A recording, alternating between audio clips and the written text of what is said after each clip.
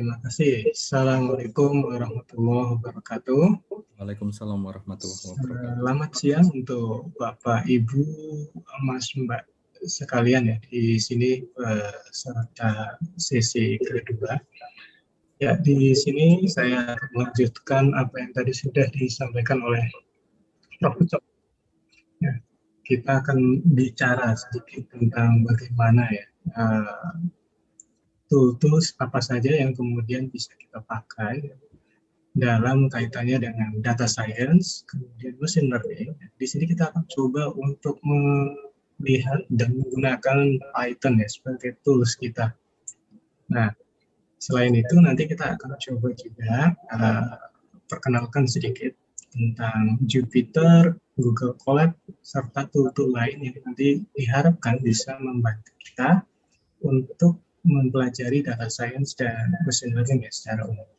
Mohon maaf Pak Igi, suaranya masih tidak begitu jelas karena ada noise begitu Pak? Agak ada noise ya? Iya.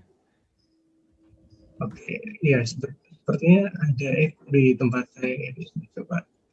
Noise ini, ketika bicara keluar seperti ya mungkin kayak echoing begitu Pak. Oh iya ya.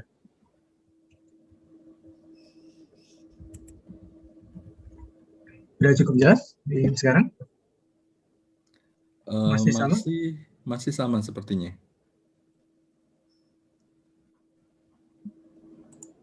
Masih sama ya? Iya.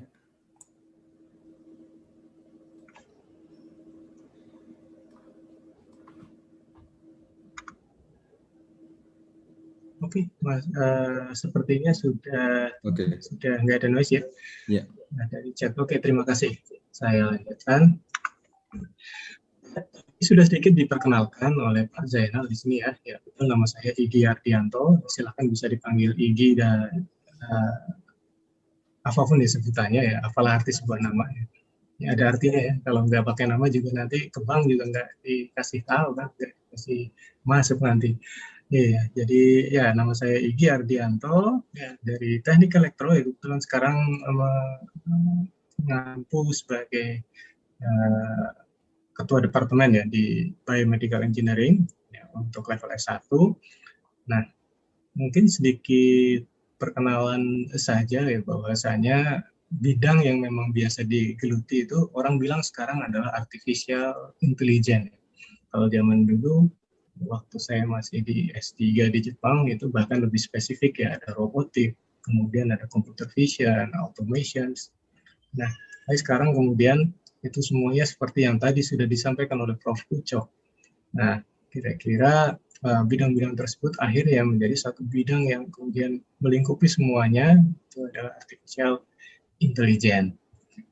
Ya, kalau mau ditanya umur, ya nanti bisa dicari sendiri ya, kira-kira sepertinya kalau dari foto sudah bisa menggambarkan, sengaja saya blur sedikit di sini supaya ada kesan misteriusnya sedikit ya. Ya, oke. Ya, ini foto saya 10 tahun yang lalu, ya, kurang lebih gitu. Ya, oke. Karena waktu kita sebetulnya sangat pendek ya, 2 jam itu untuk mempelajari tentang Python itu memang sangat sedikit. Ya, sangat sedikit. Bahkan ya sebetulnya kalau untuk mempelajari Python kaitannya dengan data science, machine learning, itu biasanya kita butuh 3 SKS nih, 16 minggu. Nah, kemudian kalau kita mampatkan jadi 2 jam ini, maka saya harap di sini kita tahulah dari sisi global gitu ya. Nah, kira-kira seperti apa sih kita nanti bisa menggunakan Python dan penggunaannya pada machine learning data science.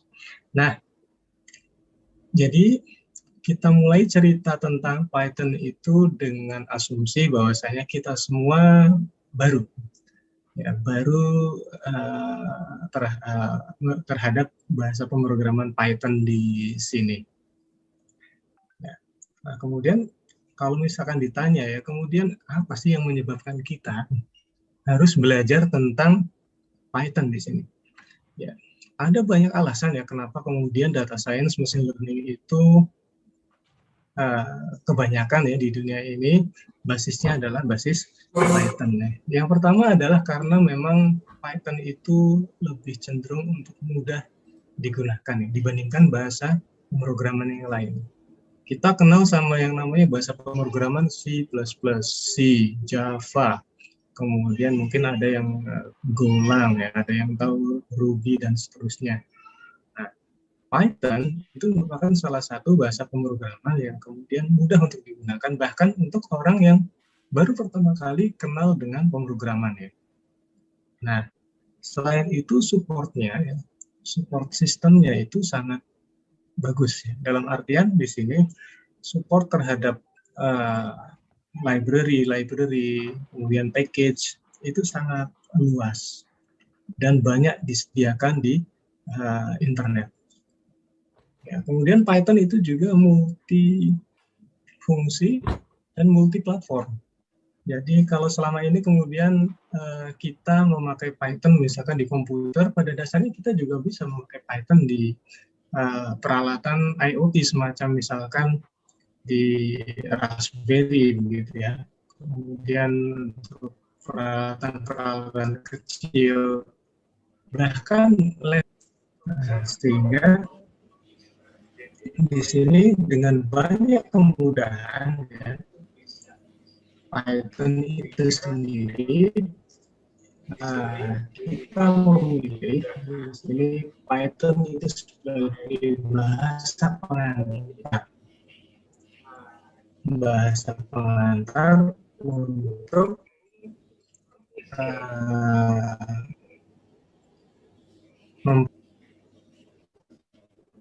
Oke, suaranya masih putus-putus. Oke, testing. Ya. Ada delay ya? Sudah baik. Ya. Ya, tadi sempat delay begitu. Oke, jadi ya oke. Oke, kita lanjutkan ya. Nanti kalau misalkan suaranya putus-putus, nanti chat kembali supaya saya juga monitor di sini. Ya, kemudian berikutnya. Tadi kita sudah kenal sama keuntungan dari Python ya. Nah, kemudian kita harus lihat juga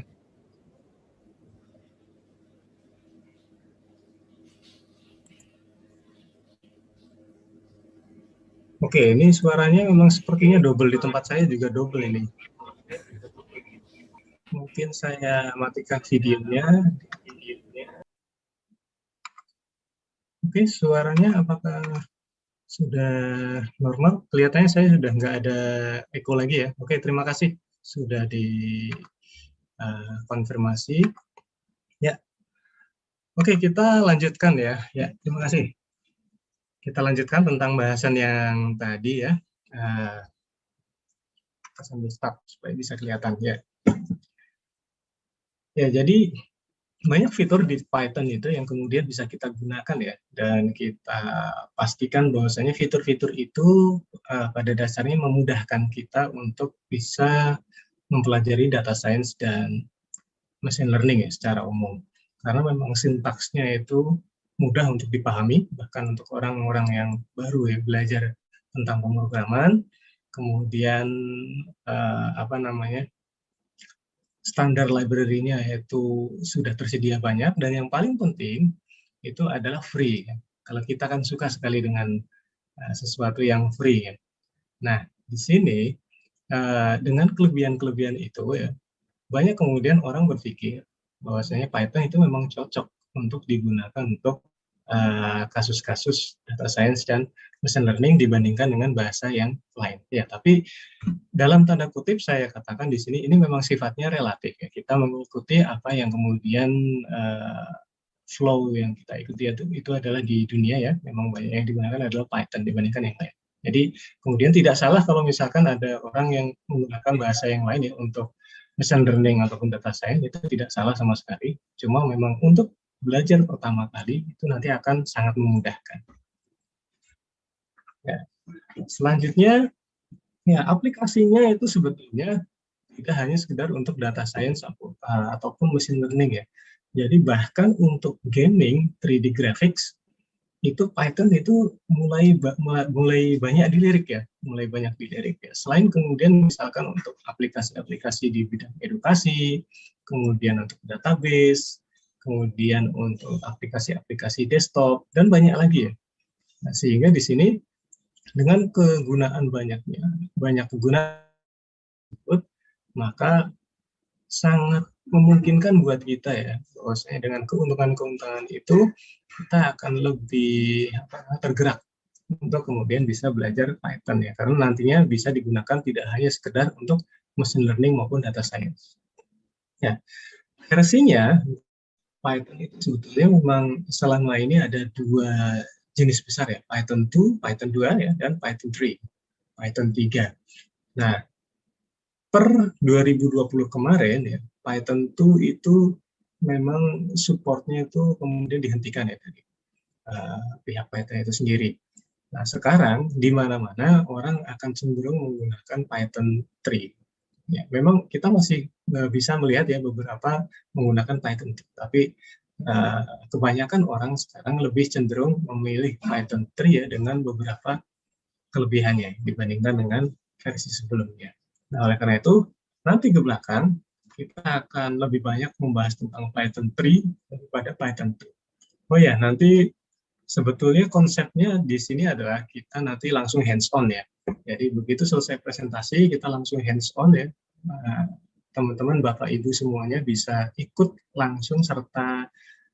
serta langsung ya di sini untuk kemudian mencoba. Karena yang namanya bahasa pemrograman, itu kemudian kalau misalkan tidak mencoba, itu rasanya kurang sip. Ya, memprogram itu kalau hanya melihat itu cenderung kita jadi cepat lupa. Tapi kalau langsung memegang ya padahal yang dipegang di sini keyboard itu nanti akan beda rasanya. Nah, prinsip dasarnya awal kita harus menginstal Python. Kalau kemudian kita punya komputer sendiri, laptop sendiri, yang nantinya bisa dipakai untuk melakukan pemrograman ya.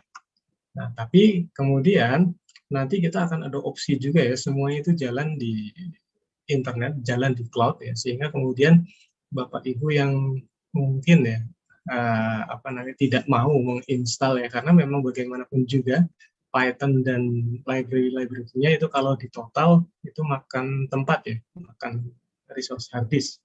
Nah, jadi kalau misalkan dan waktu juga ya otomatis makan waktu untuk menginstal. Kalau misalkan tidak ingin seperti itu, nanti ada opsi bahwasanya kita bisa running on the cloud. Jadi jangan khawatir. Nah, yang kita inginkan di sini pertama adalah bagaimana kita bisa menginstal Python tersebut untuk komputer kita sendiri. Nah, silakan nanti Bapak Ibu bisa langsung ke www.python.org/downloads itu untuk memilih versi Python berapa yang kemudian ingin diinstal dalam komputer Bapak Ibu sekalian ya. Di sini biasanya nanti akan muncul ya versi-versi Python itu sendiri, ada 3.5, 3.6, 3.7, sampai 3.9 kalau sekarang, dan kemudian pilihan untuk Mac, Windows, Linux, dan seterusnya ya. Nah, silakan bisa disesuaikan dengan komputer Bapak Ibu masing-masing. Dan kemudian bedanya adalah kalau misalkan kita menggunakan Python, itu pada dasarnya nanti kita akan menginstal library-library yang dibutuhkan itu secara individual. Maksudnya individual di sini berarti kalau misalkan Bapak Ibu ingin menginstal library tertentu. Ya, mengenai library ini kita akan bahas nanti ya. Nah, tapi di sini saya ingin coba untuk membedakan di sini antara Python yang langsung dari situs Python itu sendiri dan Python yang dengan menggunakan distribusi.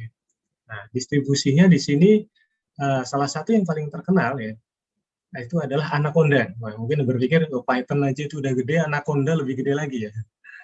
Ya, karena memang pada dasarnya Anaconda adalah kumpulan dari mengumpulkan ya library-library yang tadinya harus kita install secara individu ya. Ketika kita menginstal Python tadi, itu dikumpulkan jadi satu ya dalam bentuk distribusi, namanya Anaconda. Ada juga yang namanya Miniconda, versi lebih kecilnya lagi. Nah, itu nanti kita akan bahas di belakang ya mengenai penginstalan ini. Nah, kemudian nanti istilah-istilah yang nanti akan kita gunakan antara lain adalah selain tadi masalah Anaconda, kemudian kita nanti akan perkenalkan istilah Jupyter Notebook. Nah, Jupyter Notebook itu pada dasarnya semacam kayak host browser begitu ya. Nah, kemudian di situ kita bisa running program Python, prinsip dasarnya itu melalui shell ataupun kernel. Nah, sekedar istilah dulu saja. Tahan pertanyaannya, tahan rasa penasarannya sampai nanti. Nah, jadi kita tadi sudah kenal 3 istilah ya di Python, Anaconda, dan Jupyter Notebook. Itu nanti tools yang nanti akan kita pakai. Sebelum masuk ke situ, karena bahasan kita adalah penggunaan Python pada data science dan machine learning, tentu saja kita akan sedikit mengulang apa yang disampaikan oleh Prof. Ucok tadi. Ya, kurang lebih adalah bahwasanya yang namanya data science itu memang kurang lebih konsepnya itu adalah data driven science. Jadi science yang kemudian didrive, disetir ya, dikemudikan dengan menggunakan data. Ya, artinya apa? Artinya bahwasanya di sini data itu menjadi hal yang sangat penting. Ya, karena apapun yang berkaitan dengan data science itu pasti akan berurusan dengan yang namanya data. Tanpa data kemudian tidak bisa kemudian kita jalan di sini. Nah, secara lebih umum lagi ya, prinsip dasarnya di sini adalah ketika kita bicara tentang data science, itu seringkali orang akan mengasosiasikan dengan banyak hal. Jadi nanti akan lari ke arah machine learning, lari ke arah data mining, lari ke visualisasi analytics, lari ke artificial intelligence. Ya, itu memang sebuah istilah yang kemudian banyak digunakan dan dihubungkan dengan istilah-istilah lain yang berkaitan dengan artificial intelligence. Nah, tapi prinsip dasarnya di sini adalah data science itu kita pada dasarnya sedang melakukan discovery, menemukan insight dari data. Kita punya data misalkan dikumpulkan dalam hard disk ukurannya tera, giga, dan seterusnya ya. Tapi kemudian kalau tidak diapa-apakan, ya itu adalah hanya kumpulan angka. Nah, data science di sini konsepnya adalah kita mencari insight dari data tersebut ya, menemukan kira-kira berdasarkan analisis nantinya apa yang bisa kita dapatkan dari kumpulan data tersebut. Ya, data tersebut bisa dalam bentuk misalkan data konsumen, data barang, data produk, dan seterusnya ya. Nah, kalau orang ekonomi, itu nanti ada kaitannya dengan misalkan business value. Misalkan Anda punya kumpulan dari data 100 konsumen, 1000 konsumen, punya 10.000 barang, dan seterusnya, maka dari situ nantinya apa yang berkaitan dengan business value itu mestinya bisa ditarik ya, bisa didapatkan dengan menggunakan data science di sini. Nah, konsepnya pada dasarnya adalah kita punya data, ya, kemudian kita menggunakan tools ini ya untuk mencoba men-solve alias menyelesaikan suatu masalah ya yang kaitannya dengan data tersebut. Ya. Nah, kurang lebih diagram di sini itu bercerita bahwasanya ketika kita ada data itu kemudian kita juga punya masalah, maka pada dasarnya kita punya yang kita sebut sebagai life cycle project ya, untuk data science tersebut. Ya.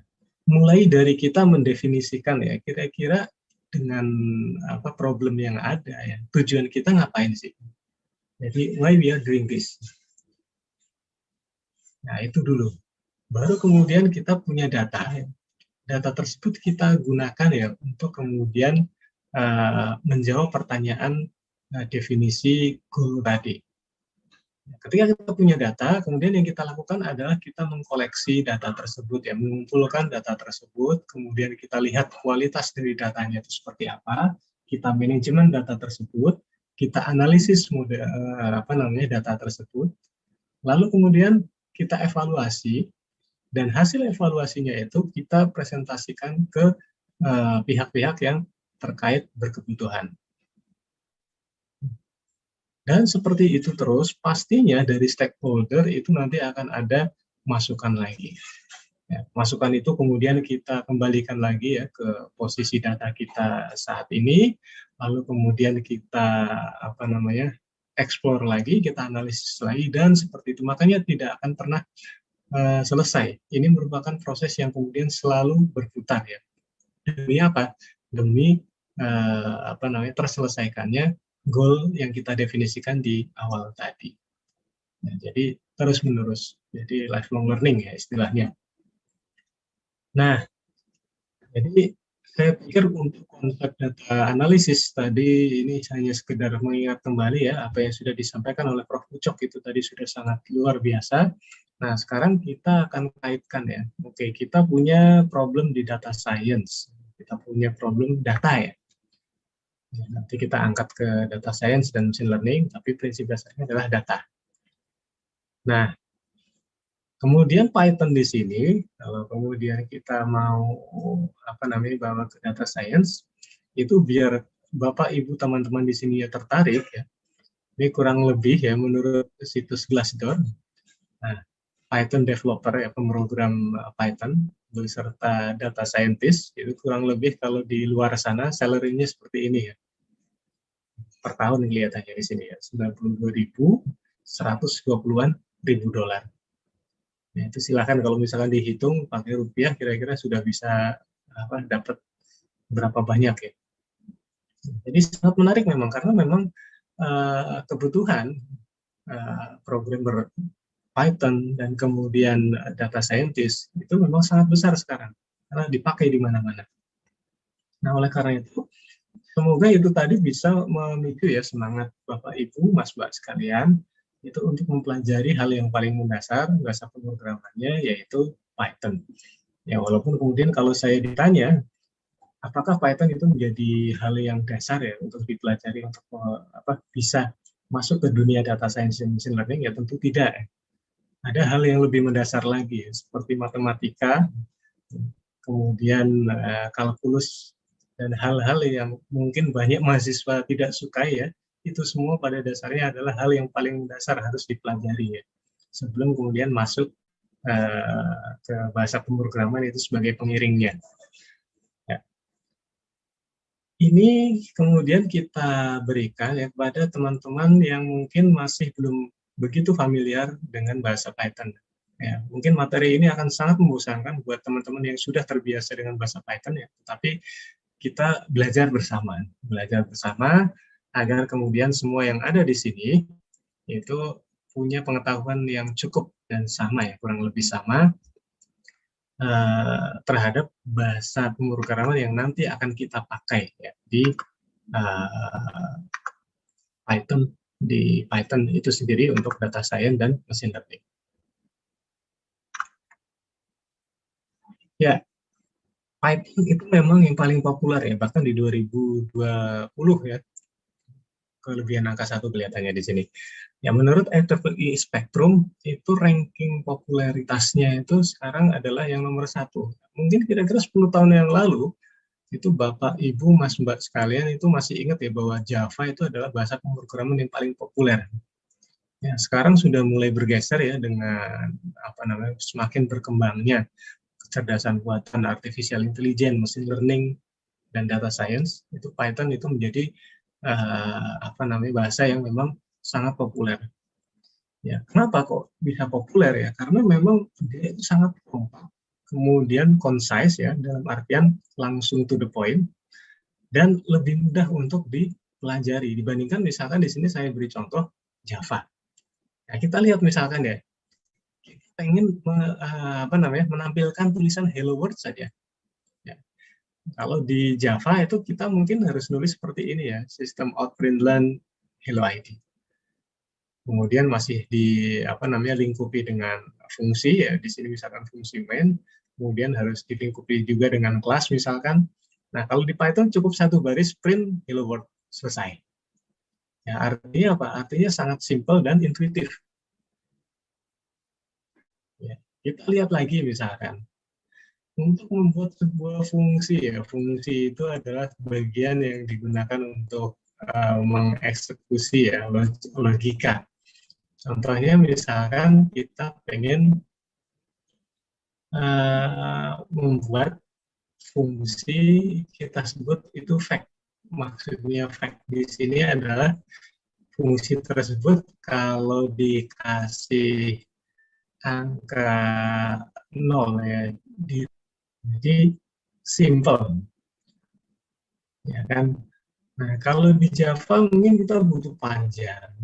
Tapi kalau di Python itu dengan mudah kita bisa membuat fungsi faktorial ya, matematika itu dengan beberapa baris saja. Dan ya, jadi yang paling penting untuk diketahui dalam Python ya, ketika belajar awal ya tentang Python itu adalah pertama kita harus kenal dengan beberapa tipe ya. Tipe data, ya sekaligus bagaimana kita bisa mengurusi ya semua data tersebut itu nanti dalam bahasa pemrograman. Yang pertama misalkan number, angka.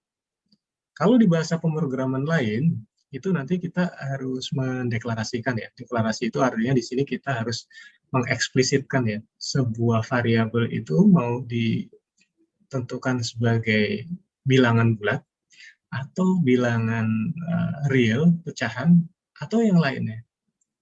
Jadi misalkan di C++ misalkan ya, kita butuh misalkan integer A itu sama dengan 0, maka A itu nanti isinya mesti harus bilangan bulat. Tapi kalau misalkan 2,5 itu nggak bisa dimasukkan ke sana. Ya, standarnya bukan seperti itu, walaupun banyak bisa di casting gitu ya istilahnya. Ya, tapi kemudian secara eksplisit kita harus menyebutkan bahwasanya A itu adalah integer. Sedangkan di Python itu nanti akan secara langsung ya dieksekusi oleh si Python tersebut itu tentang tipe datanya, tipe angkanya. Misalkan di sini kalau kita masukkan angka yang bulat itu nanti akan dideskripsikan oleh Python tersebut itu sebagai bilangan integer. Ya contohnya bulat itu 1, 2, 3 dan seterusnya ya.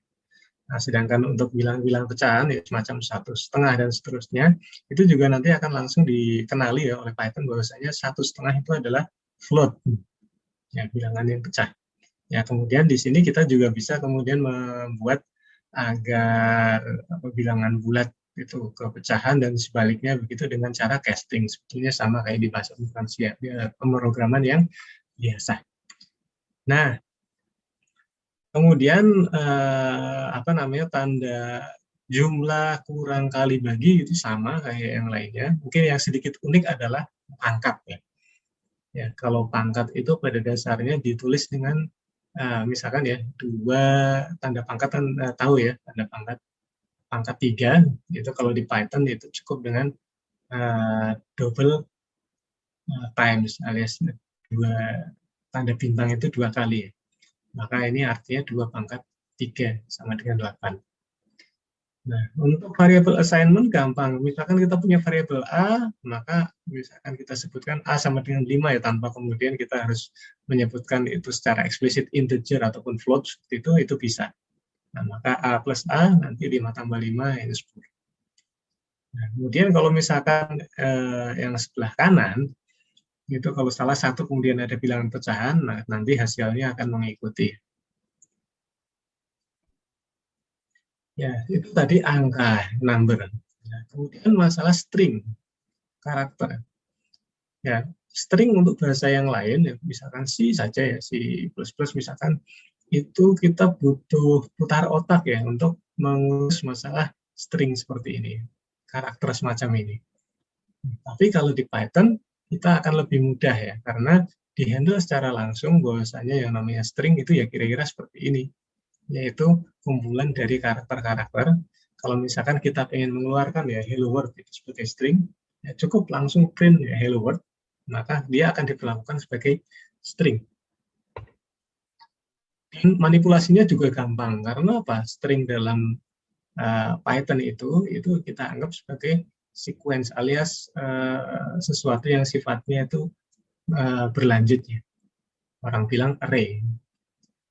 Nah, di sini string itu kemudian kita bisa misalkan ambil huruf ketiga, huruf 3 pertama, huruf terakhir, dan seterusnya ya, dengan menggunakan konsep seperti yang di sebelah kanan. Nah, oleh karena itu di sini kita akan sangat mudah ya memanipulasi yang namanya string karakter dalam Python. Itu salah satu kelebihannya. Nah, kemudian list. Jadi kayak string tadi ya, model kayak array tadi. Ya, Tapi kemudian ini dipakai secara general umum, ya, tidak hanya untuk karakter, tapi untuk yang lain juga, misalkan number itu pun bisa. Jadi jangan khawatir, ini kelihatan sangat teknis, tapi nanti kita akan langsung ya hands on ya, supaya kemudian merasakan yang namanya list kayak apa, kemudian tadi sudah ada number string itu kayak apa, dan begitu juga untuk hal-hal lainnya. Kemudian ada tuples. Nah, jadi kurang lebih kemudian kita sudah mengenal tadi ada yang namanya list, ada yang namanya tuple, ya, di mana kemudian tuple itu pada dasarnya adalah seperti list tadi ya, tetapi dia immutable. Nah, kemudian kita nanti akan kenal juga yang namanya dictionary. Ya, jadi list, tuple, dictionary itu menjadi dasar yang paling penting ya dalam Python. Itu ketika kita mau belajar tentang data science dan machine learning. Nah, jadi kalau dictionary itu adalah pada dasarnya associative array. Ya, kalau list tadi itu hanya array biasa. Kalau dictionary itu adalah asosiasi. Jadi ada sesuatu yang diasosiasikan.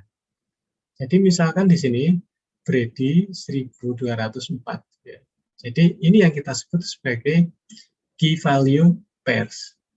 Jadi misalkan di sini disebut key-nya itu adalah Brady, value-nya itu 1024. Nah, kenapa kok associative array ini jadi penting ya? Jadi sekarang kita bayangkan ya, misalkan key-nya di sini Brady itu kita sebut sebagai anak begitu ya. Nah, maka nanti kita bisa langsung melakukan mapping ya, bahwasanya anak itu value-nya, nilainya itu bisa bermacam-macam. Misalkan seperti itu. Atau dibalik ya. Nah, dari sini dengan adanya associative array semacam ini, itu nanti kita bisa memetakan ya. Taruhlah kita kemudian punya data anak ya, nama anak, dan punya data, taruhlah misalkan di sini skor ya. Nah, dari situ kita nanti bisa memappingkan ya, bahwasanya anak si A nanti skornya sekian, anak B itu skornya sekian, dan seterusnya.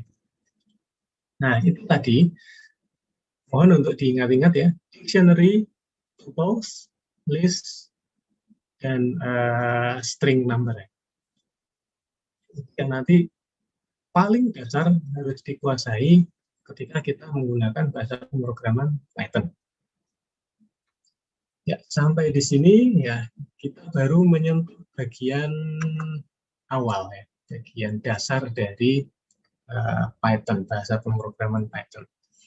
Nah, biasanya kita cenderung menggunakan Python itu tidak kemudian from scratch alias program apa-apa itu sendiri. Ya. Karena apa? Karena ada peribahasa ya. Jadi jangan menemukan ban yang baru ya. Don't reinvent the wheels. Ya, kenapa? Karena banyak di antara saintis, kemudian orang-orang ya di dunia ini itu sudah membantu kita ya membuatkan package-package yang nantinya bisa kita langsung pakai ya untuk memudahkan pekerjaan kita ya dalam data science dan machine learning.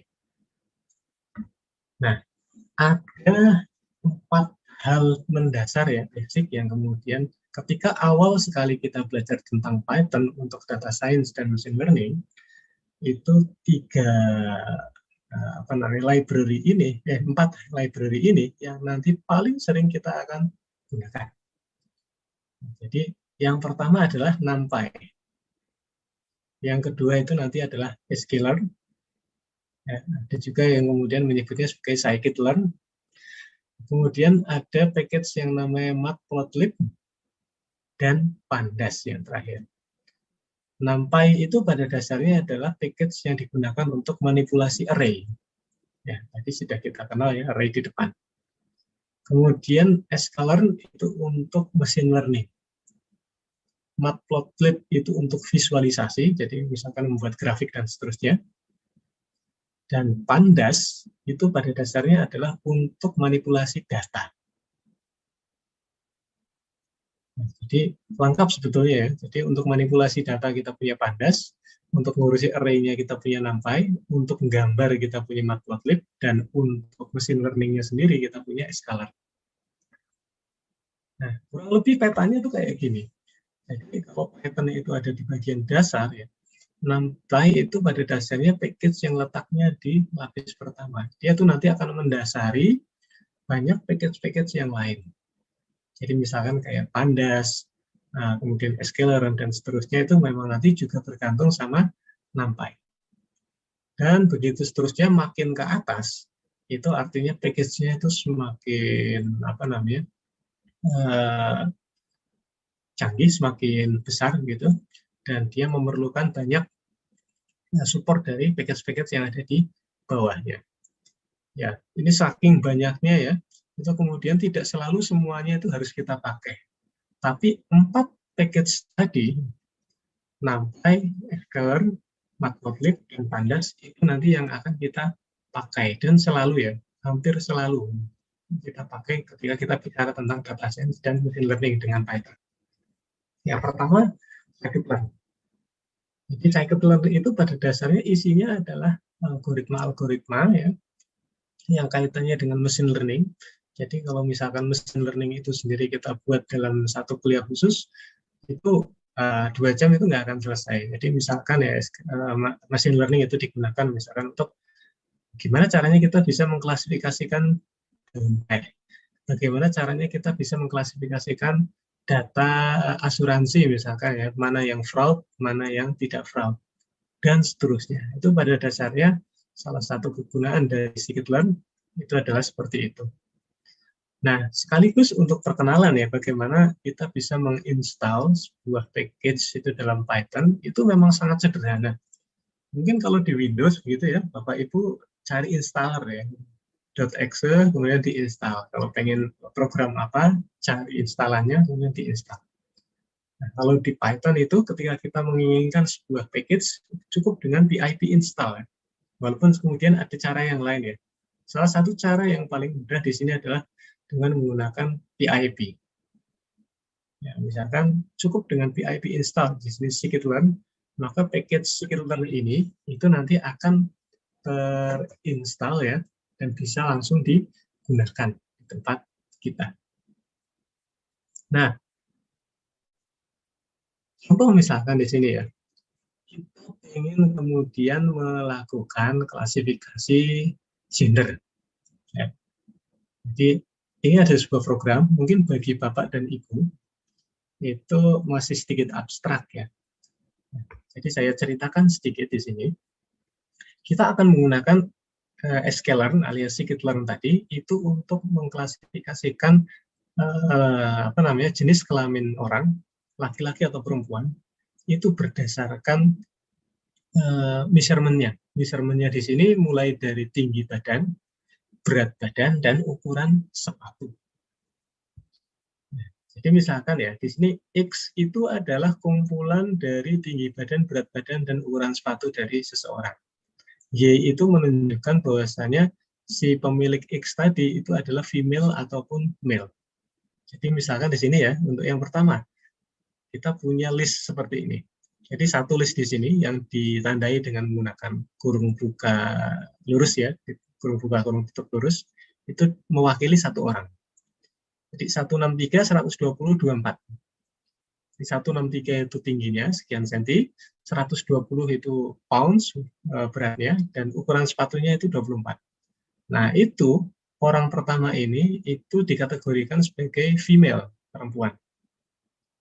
Kemudian 185, 170, 28 ya. Ukuran ini dianggap male. Ya, kalau kita bayangkan kan seandainya kita tidak memprogram sekalipun ya, kalau kita dikasih tahu informasi tentang tinggi badan, berat badan, dan ukuran sepatu, ya menurut kebiasaan itu kan memang biasanya yang ukuran berat badannya itu lebih kecil dan ukuran sepatunya lebih kecil itu biasanya memang perempuan, dan yang laki-laki cenderung lebih besar ya. Dengan cara berpikir yang sama, kurang lebih di sini kita sedang menginginkan untuk membandingkan ya orang tersebut apakah perempuan atau laki-laki itu berdasarkan 3 ukuran ini. Nah, dengan menggunakan sklearn di sini, kita hanya butuh 3 baris tambahan ya, untuk bisa kemudian mengklasifikasikan apakah seseorang dengan ukuran tubuh semacam ini dan ukuran sepatunya otomatis ya, itu terkategorikan sebagai male atau female. Nah, jadi misalkan di sini kita menggunakan satu algoritma yang namanya decision tree. Nah, kemudian kita latih di sini, ya, kita training ya, dalam bahasa machine learning itu kita training, dan kemudian hasilnya kita gunakan untuk menentukan ukuran. Kalau misalkan ada ukuran yang baru, kita diberikan sebuah ukuran yang baru, itu kita bisa memprediksi dia itu laki-laki atau perempuan. Jadi sesimpel itu kalau dalam Python. Itu tadi sklearn. Sekarang kemudian yang kedua pandas. Never say no to pandas. Ya, kalau yang tahu iklannya itu pasti ketawa. Tapi sayangnya mungkin tidak semuanya itu tahu iklannya. Nah, kalau pandas itu pada dasarnya memang dia itu package yang khusus digunakan untuk data analisis. Ya, orang yang baru belajar data science itu biasanya akan berinteraksi dengan pandas di sini. Ya, jadi secara otomatis di sini ketika kita mengolah data menggunakan pandas itu pada dasarnya akan sangat membantu ya, meringankan beban kita belajar. Nanti contohnya kita akan lanjut di belakang. Kemudian istilah yang berikutnya adalah Jupyter Notebook. Semoga ini dalam waktu kira-kira mungkin 5 atau 10 menit lagi selesai ya untuk perkenalan istilah-istilah, langsung kita hands-on supaya langsung bisa kita terapkan. Jupyter Notebook ya, itu pada dasarnya adalah sebuah sistem ya, framework yang kemudian bisa membuat kita itu menuliskan code, kemudian membuat catatan, serta melakukan eksekusi ya, itu secara langsung. Ya, sehingga ini akan sangat memudahkan ya. Sehingga di sini kita menuliskan program Python itu di satu tempat, sehingga kita nggak perlu kemudian pindah-pindah tab ataupun ganti-ganti file ya. Misalkan dari file txt itu ke terminal dan seterusnya itu, karena di satu tempat maka lebih mudah. Nah, Jupyter itu sendiri pada dasarnya akronim. Jadi Ju itu Julia, Py itu dari Python, dan R itu bahasa R. Nah, karena memang peruntukannya itu Jupyter itu memang kalau selama ini Bapak dan Ibu mungkin tahunya adalah digunakan untuk Python, itu pada dasarnya memang bisa digunakan untuk bahasa pemrograman R maupun Julia. Ya, kalau R mungkin Bapak Ibu yang di sini bidangnya statistik itu sudah sering ya familiar dengan bahasa R. Nah, kalau Julia itu adalah salah satu bahasa pemrograman yang berkaitan dengan computing. Ya, parallel computing itu juga banyak yang menggunakan Julia. Tapi kita lepaskan Julia dan R karena bahasa kita di sini adalah Python. Nah, di sini ya, di Jupyter ketika kemudian kita pakai sistem Jupyter di sini, itu prinsip dasarnya adalah dia nanti akan membuat ya unit-unit kode itu ke dalam kernel, ke dalam shell, sorry.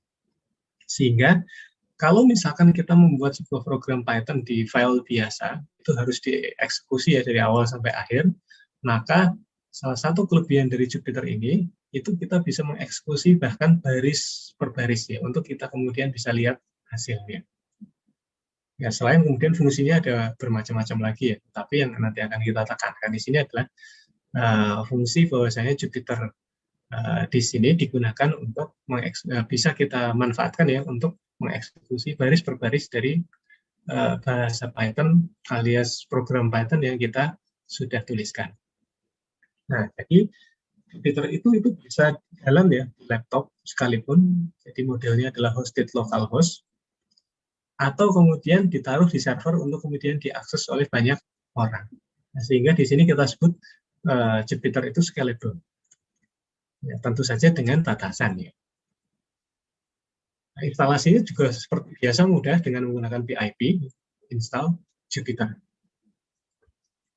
Dan kemudian kalau misalkan nggak mau install tadi ya, Pandas, kemudian Jupyter, kemudian tadi ada scikit-learn, NumPy, maka install saja Anaconda. Tapi memang file instalannya itu biasanya besar. Nah, karena besar ini kemudian mungkin ada juga yang malas untuk download, ya kan? Ya, kalau malas untuk download, akhirnya nanti nggak belajar-belajar. Nah, oleh karena itu di sini, ya, saya tidak akan, kalau dari presentasi saja, itu tidak akan banyak membantu ya, kalau tidak hands-on langsung fungsinya itu kayak apa. Nah, tapi kurang lebih seperti ini ya. Ini adalah gambaran yang paling jelas dari Jupyter itu. Kita bisa membedakan antara mana yang merupakan kode, mana yang merupakan tulisan biasa. Biasanya mungkin berupa keterangan, ataupun sesuatu yang kemudian digunakan untuk menjelaskan. Contohnya misalkan seperti ini. Bagian atas itu ada Python is high level bla bla bla. Itu penjelasan teks biasa. Nah, kemudian di bawahnya yang ada dalam kotak abu-abu itu adalah kode. Jadi yang bagian atas itu Python is high level itu tidak akan dieksekusi sebagai program, sedangkan yang berada di kotak abu-abu itu nanti yang akan dieksekusi sebagai program Python. Nah, sehingga ini juga akan sangat membantu ketika kemudian kita prosesnya adalah mengajari seseorang ya, atau belajar bersama-sama. Sehingga di sini sambil kita menaruh code-nya, sambil kemudian kita bisa kasih keterangannya. Mungkin ada yang bertanya ya, kenapa nggak pakai komentar saja? Ya, kelebihannya adalah tidak hanya teks, tapi kita juga bisa inputkan di situ berupa gambar. Ya, sehingga penjelasannya itu akan lebih komprehensif. Ya, misalkan seperti ini. Nah, karena kemudian saya yakin ya, kemudian dari sini kalau sudah tadi diminta untuk menginstal Python, menginstal Anaconda misalkan, ya waktu tunggunya lama. Dan belum tentu kemudian komputernya sekarang siap, misalnya masih ada data yang harus dipindah dan seterusnya ya. Nah, oleh karena itu opsi yang berikutnya adalah kita bisa menggunakan tools yang memang sudah ada di internet ya, disediakan oleh Google. Namanya adalah Google Collaboratory. Nah, Google Collaboratory ini itu pada dasarnya adalah kita bisa menjalankan semacam Jupyter tadi, tetapi di cloud. Ya, jadi kalaupun nanti kita punya program itu kita akan tarik ke cloud ya, kemudian kita berjalan di cloud tersebut ya untuk mengeksekusi program Python di sini. Ya, walaupun sebetulnya tidak hanya Python. Nah, jadi karena dengan menggunakan sistem cloud di sini, Bapak Ibu itu tidak perlu menginstal apapun. Yang penting punya browser jalan. Ya, browser apapun. Ya, tapi biasanya yang dipakai itu misalkan kayak Google Chrome ataupun Mozilla Firefox ataupun yang lain ya, Safari misalkan. Nah, kelebihannya lagi apa? Kelebihannya adalah karena ini jalan di server cloud, ya maka semua resource-nya, jadi komputasinya itu memang jalan di cloud. Jadi misalkan Bapak dan Ibu ya kemudian ingin menggunakan GPU, misalkan karena di sini tertarik dengan deep learning misalkan ya. Nah, kalau deep learning kan orang bilang itu kita kemudian sebaiknya menggunakan GPU ya supaya kemudian pemrosesannya itu nanti akan lebih cepat dan lebih banyak membantu ya untuk deep learning. Nah, tapi kalau misalkan seperti itu artinya kita harus menyiapkan infrastruktur. Jadi misalkan laptop yang punya GPU atau desktop PC yang punya GPU dan itu tidak kemudian semuanya aksesibel buat semua orang. Nah, dengan menggunakan Google Colab di sini, ya, kita bisa meminjam ya dalam tanda kutip memakai ya, GPU yang memang sudah ada di Google sana, kemudian untuk kita pakai.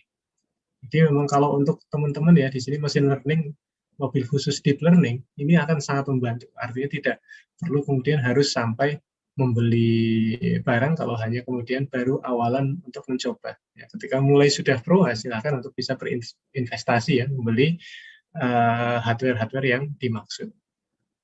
Nah, kemudian untuk bagaimana cara kita menggunakan, mari kita bersama-sama. Nah, mohon untuk Bapak Ibu yang di sini,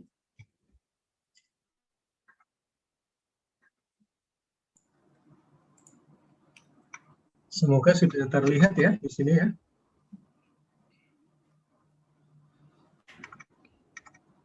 Ya, kali ini boleh silakan untuk kemudian sambil bersama-sama lewat Sebentar, ini saya matikan dulu untuk share-nya.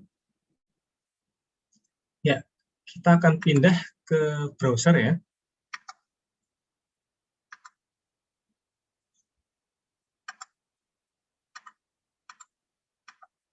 Jadi,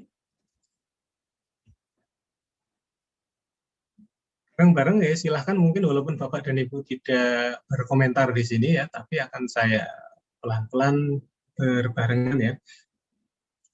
Silahkan bagi yang punya koneksi ataupun yang sedang mengikuti ya kelas ini dengan menggunakan PC ataupun laptop, ya silahkan kemudian bisa bareng-bareng ya, silahkan kunjungi situs collapresearchgoogle.com dan pastikan Bapak dan Ibu, Mas Mbak sekalian, itu punya akun Google.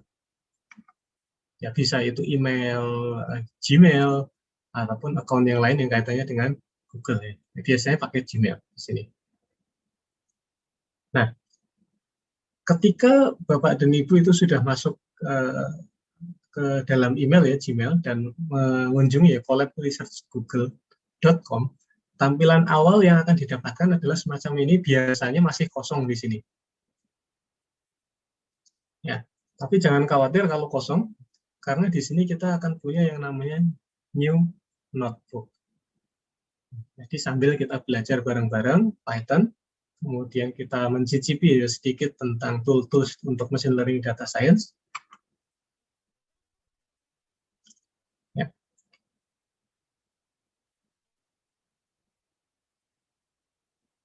Tidak begitu berat. Harusnya Bapak dan Ibu itu nanti akan masuk ke halaman awal, itu bentuknya semacam ini. Ya, sekali lagi dengan catatan, Bapak dan Ibu itu sudah masuk sebelumnya dengan menggunakan account emailnya, email Google ya. Nah, mungkin di sini ada yang tulisannya Untitled 1 IPYNB. Ya, kurang lebih tampilan ini adalah tampilan yang mirip dengan tampilan di Jupyter. Nah, sehingga kalau kemudian ya Bapak Ibu biasa bekerja di Jupyter, itu nanti kurang lebih akan sama tampilannya dengan Google Collaboratory di sini ya. Ya, di sini kemudian yang paling utama misalkan kita di sini ada yang namanya code dan ada yang namanya teks. Kita coba misalkan ya di sini. Ini adalah teks. Ya, kalau kita tuliskan misalkan di sini adalah teks seperti itu.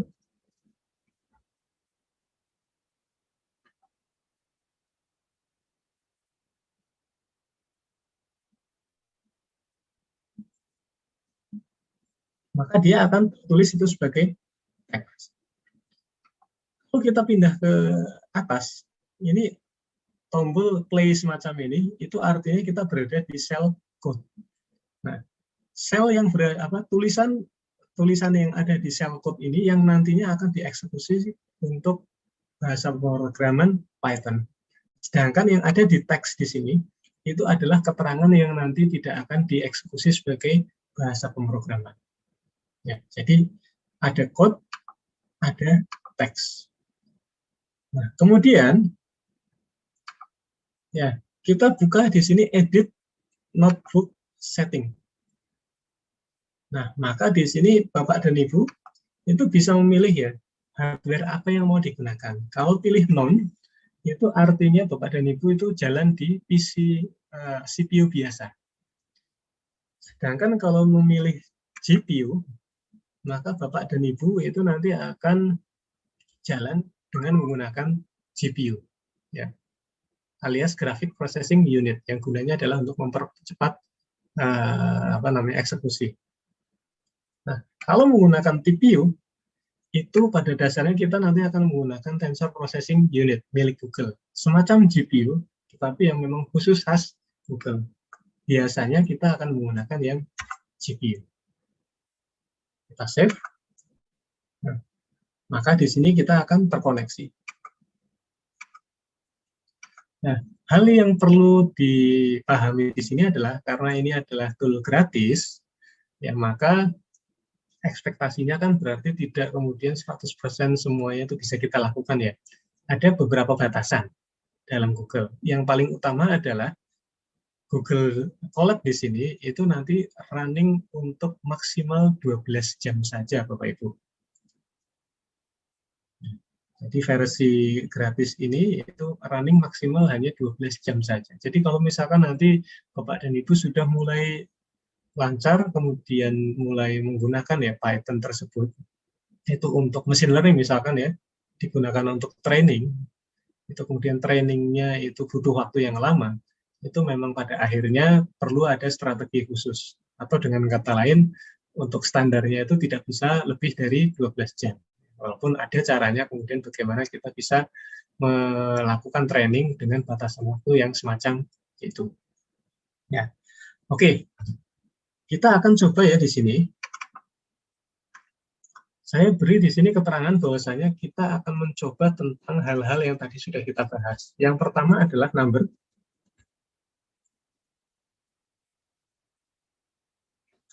Kemudian tadi ada string.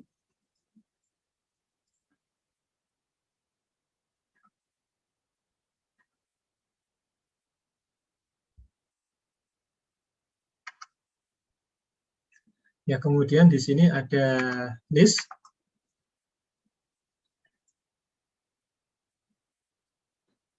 Ada dictionary.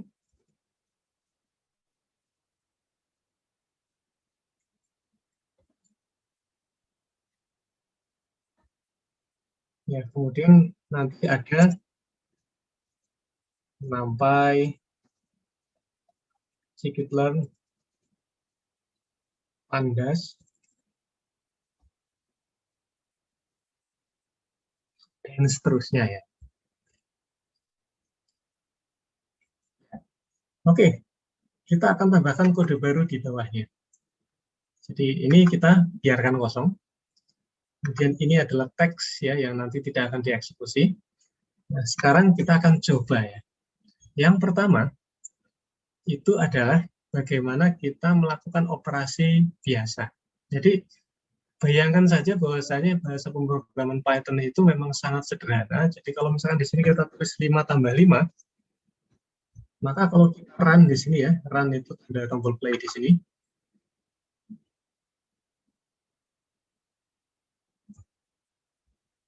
Ini artinya kita sedang connecting ya server. Ya, jangan khawatir, kita tunggu saja yang sabar. Ketika sudah terkoneksi, maka seperti ini kita sudah disediakan RAM dan disknya ya. Nah, maka di sini kita bisa 5 tambah 5 itu 10. Kita bisa kemudian taruhlah 6 bagi 3 begitu ya. 2 dan seterusnya. Jadi sangat simpel untuk operasi-operasi biasa ya. Nah, kemudian kalau misalkan kita buat ya di sini variabel gitu. Misalkan variabel itu kita sebut sebagai A. Kita kasih nama A ya dengan isi misalkan nilainya adalah 5. Maka kalau kita running di dalamnya itu pada dasarnya adalah A sama dengan 5. Nah, kalau kemudian kita mau tampilkan ke layar, kita cukup dengan menggunakan print A. Jadi print A itu adalah perintah untuk mengeluarkan ya, isi dari sebuah variabel ke layar. Ya, masih simpel. Kemudian ini masih number ya. Kemudian string misalkan ya. Ini variabel A. Itu sama dengan misalkan di sini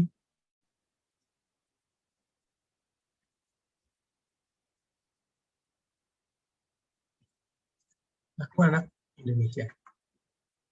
Nah, kalau kita tampilkan itu ke layar, aku anak Indonesia. Apa yang terjadi kalau kemudian kita pengen menampilkan aku saja? Yang perlu diingat ya karena di sini fungsi dari string itu ya itu mirip dengan array. Maka dengan menggunakan array itu, misalkan kita menginginkan 3 yang pertama,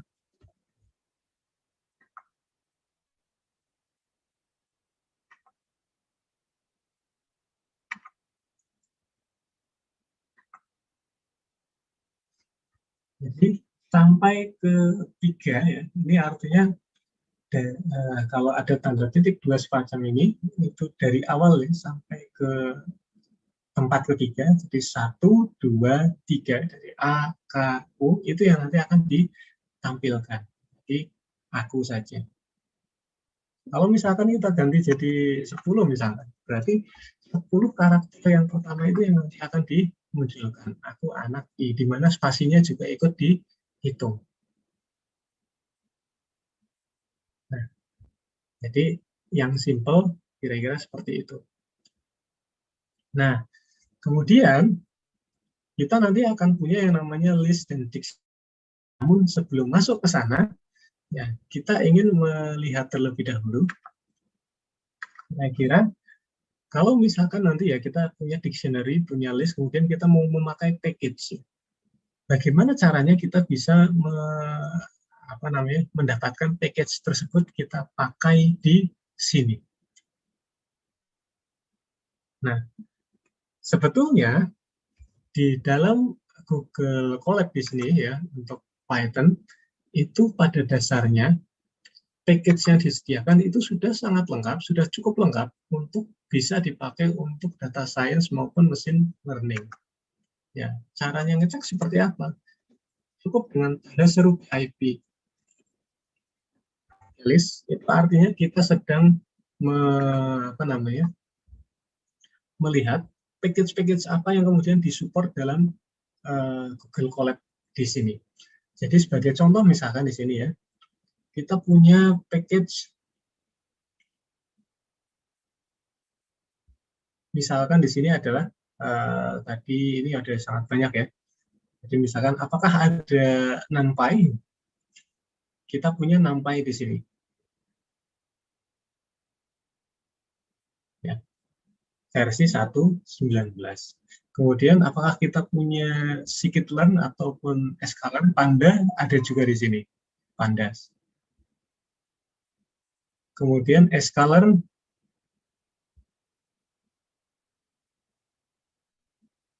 ada juga di sini. Dan seterusnya ya. Jadi artinya sebetulnya kita sudah tidak perlu pusing lagi ya. Tidak perlu memikirkan lagi sebetulnya package apa yang kemudian harus kita install, karena memang kebanyakan package standar untuk machine learning maupun data science itu sudah ada di sini. Tapi beda dengan ketika kita menginstal sendiri Python di komputer ya. Kalau kita menginstalnya itu adalah install Python, maka package-package tadi itu perlu kita instalasi secara manual ya.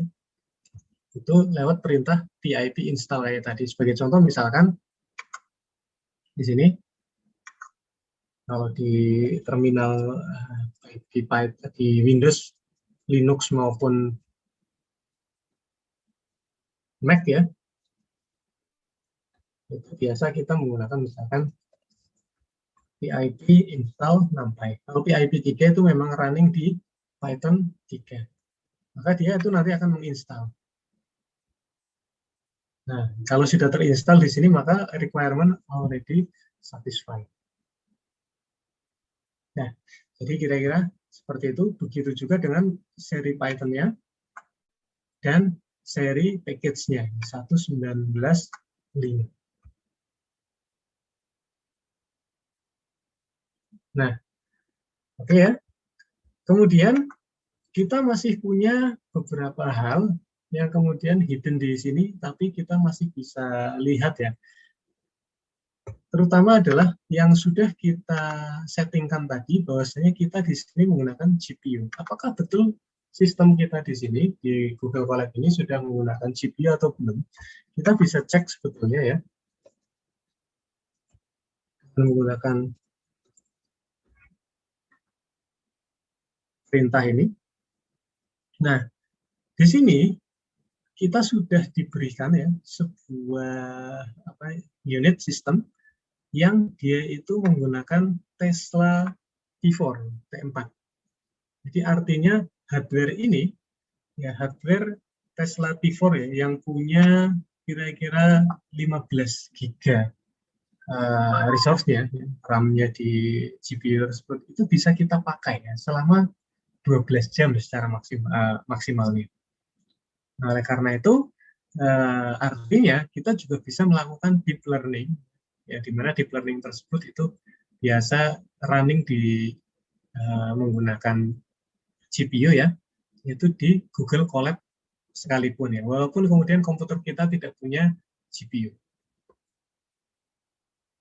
Nah, kemudian kita juga bisa menggunakan apa namanya hal-hal yang lain di sini.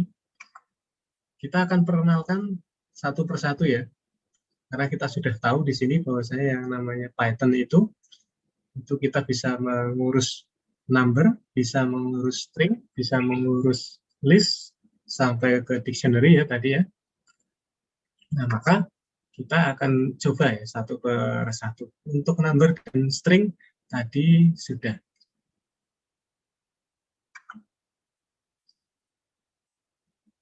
Selanjutnya kita akan coba untuk melihat ya operasi.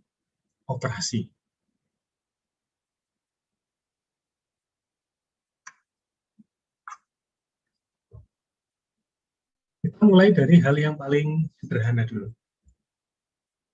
Kita tambahkan code di sini.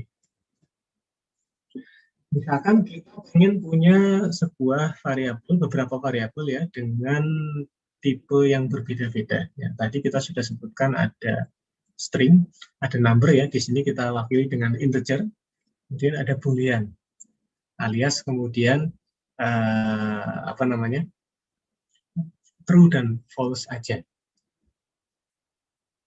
Nah, maka dengan seperti ini, ketika nanti kita print,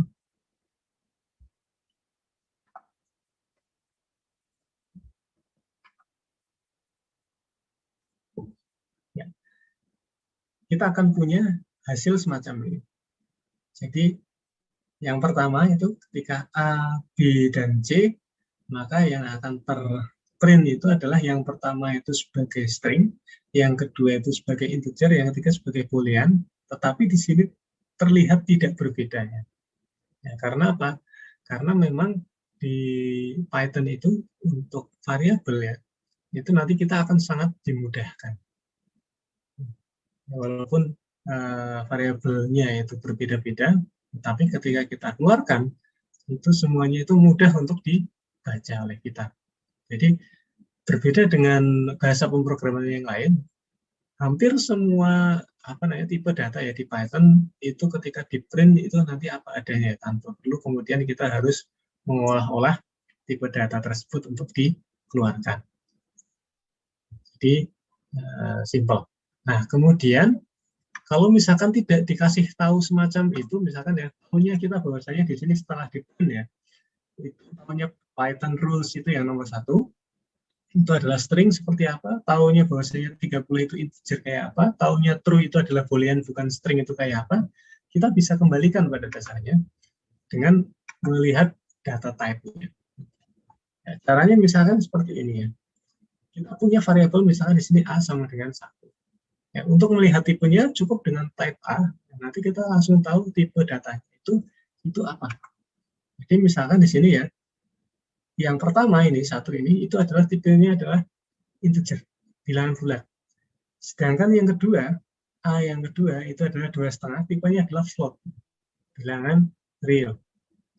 Sedangkan yang ketiga itu adalah tipenya string. Jadi seandainya kemudian ya, ini kan keluarannya benar-benar hanya 2,5. Sama-sama keluarannya 2,5. Misalkan kita buat semacam ini,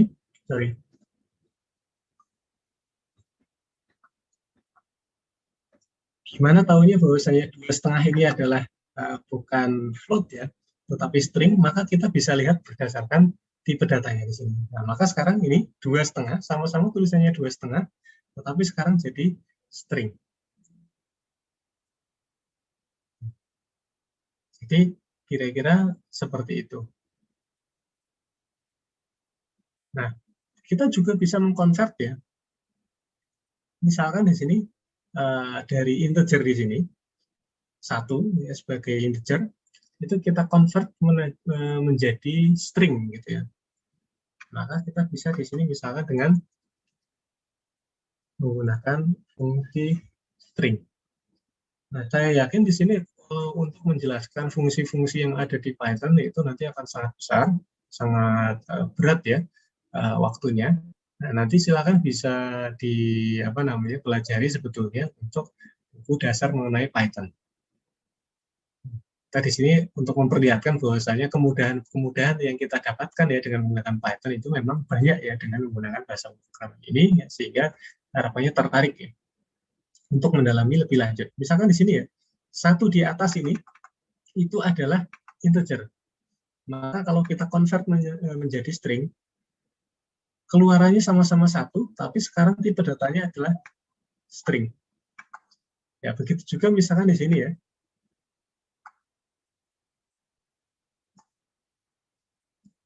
Pengen kemudian membuatnya menjadi float.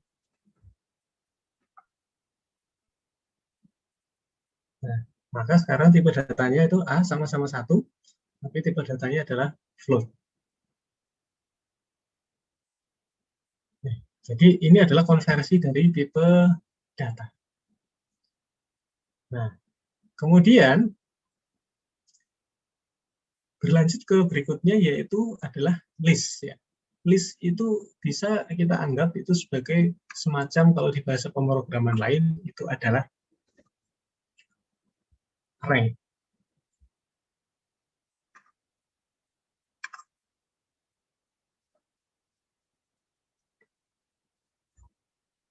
Ya, contoh misalkan ya, kita punya array A, isinya adalah 5 anggota. Dari kelima anggota itu ya, uniknya adalah kita sebetulnya kalau di list di sini itu bebas ya untuk mencampur adukan tipe data apapun. Sebagai contoh misalkan ya, kita punya 5 anggota untuk array A di sini. Yang 2 pertama itu adalah integer, 2 berikutnya itu adalah string, dan yang terakhir itu adalah float. Itu bisa disatukan menjadi 1. Nah, sehingga ini lebih fleksibel ya daripada array yang biasa kita temui misalkan di bahasa pemrograman C ataupun Java. Ya, karena di sini kita akan sangat mudah ya untuk menggabungkannya itu menjadi 1 array. Ya. Nah, maka kemudian kita bisa mengeluarkan ya nilai dari masing-masing anggota list tadi untuk kita inspeksi. Jadi sekaligus sambil belajar, kita akan gunakan di sini cara semacam ini ya. Jadi misalkan di sini, kalau kita hanya print A saja, maka yang nanti akan dituliskan itu adalah keseluruhan anggota list A. Yaitu apa? Yaitu 1, 2, 3, 4, 5.0. Kemudian kalau kita hanya mengakses anggota pertama saja, oh iya, kalau di Python, list array itu dimulai dari indeks 0. Ya, beda dengan MATLAB yang dia itu mulainya dari indeks 1. Kalau di Python itu seperti halnya di bahasa pemrograman yang lain, kayak di C ataupun Java, itu dimulai dengan indeks 0. Jadi maksudnya A0 itu adalah ini anggota pertama dari list tersebut. Jadi kita mulai dari ini 0, ini indeks ke-1, indeks kedua, ini indeks ketiga, dan ini indeks keempat. 5.0 itu adalah indeks keempat. Nah, maka kalau kita ambil A0 alias yang pertama saja, nilainya jelas 1. Ya, kemudian, kalau kemudian kita pengen mengambil ya, tidak hanya satu persatu atau keseluruhan, tetapi misalkan 3 aja deh. Maka kita bisa menggunakan titik 2 di sini ya, untuk menyatakan perulangan ya. Perulangan pengambilan data. Jadi mulai dari 0 sampai 3. Ya, sebetulnya dengan titik 23 itu artinya sampai sebelum 3. Jadi 0, 1, 2. Berapa saja? Ini 0, ini 1, ini 2. Jadi hanya 1, 2, dan 3. Nah, kalau kemudian kita gantung ya, yang di belakangnya itu tidak kita tidak kita berikan, misalkan semacam ini ya, A2.2 blank, ya, tidak diberikan, maka pada dasarnya blank itu menandakan semua nilainya sampai akhir itu diambil. Mulai dari kapan? Mulai dari 2. Jadi 0, 1, 2. Itu 2-nya ikut diambil sampai di akhir. Jadi berapa saja? 3, 4, dan 5.0. Makanya di sini 3, 4, 5.0. Kalau A-1 di sini, itu artinya kita hanya mengambil bagian paling belakang sendiri ya, -1. Jadi hitungannya kalau minus itu dimulai dari belakang. Maka hanya 5.0 saja. Nah, kalau titik 2-nya itu blank di depan, maka semua nilai yang dari depan itu ikut masuk. Sampai ke -2, artinya 2 sebelum paling belakang. Maka dari itu, di sini kita dapatkan 1, 2, dan 3. Karena 2 yang paling belakang di sini, 4 dan 5, 0, itu tidak kita ikutkan.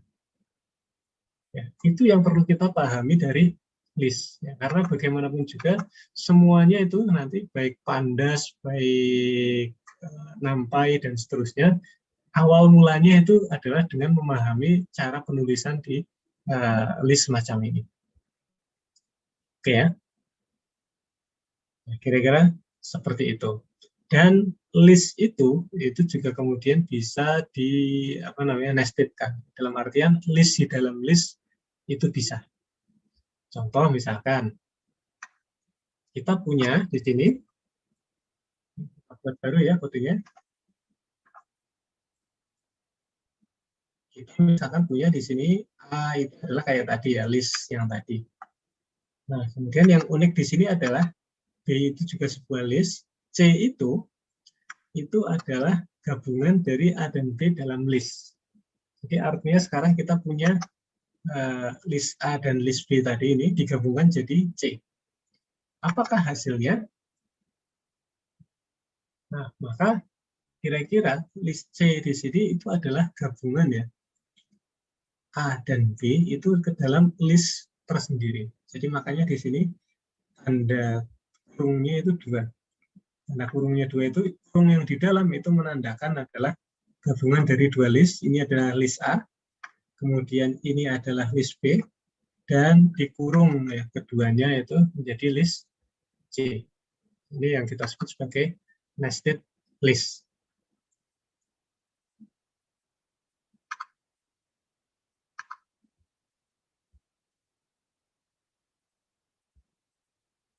Ya.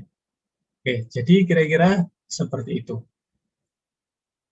Nah, kemudian mungkin di sini ada yang pernah melihat tanda yang lain ya.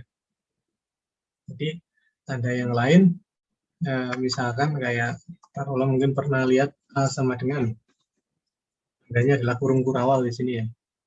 Nah, kalau dengan tanda kurung lurus tadi itu kita sebut sebagai list, kurung kurawal itu kita sebut sebagai set, SET.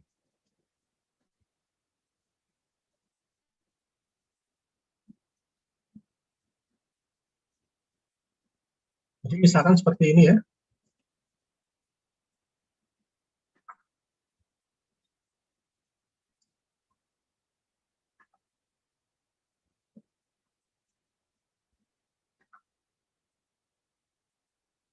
Ya, sekilas nampak seperti array biasa. Nah, tetapi ada beberapa perbedaan. Ya, perbedaannya di mana? Perbedaannya adalah bahwasanya kalau di dalam list tadi itu pada dasarnya sesuai dengan urutannya ya. Sedangkan pada set di sini itu pada dasarnya nanti dia itu modelnya adalah unordered. alias tidak ditentukan urutannya. Dan yang paling penting lagi adalah set itu sifatnya mutable. Jadi kalau seperti itu, artinya kita akan bisa untuk menambah kurangi, tapi duplikatnya itu jadi dihilangkan.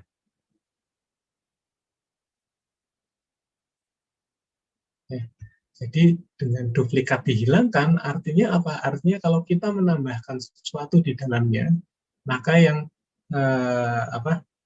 kalau ada anggota di dalamnya itu yang dia itu duplikat, itu nanti tidak akan ditulis 2 kali. Ya, cukup sekali. Kira-kira seperti itu. Kemudian kita akan masuk ke dalam contoh ya. Jadi waktu kita memang tinggal setengah jam, tetapi sebetulnya masih banyak sekali yang perlu kita eksplor, maka kita akan buat agar kemudian hal-hal yang paling mendasar yang nantinya akan kita pakai untuk data science dan machine learning itu paling tidak kenal dulu semuanya. Berikutnya, ya kita akan bicara tentang NumPy. Nah, NumPy itu adalah sebuah package. Karena dia adalah sebuah package, maka kita perlu beritahu kepada Python bahwasanya kita menggunakan Python package tersebut.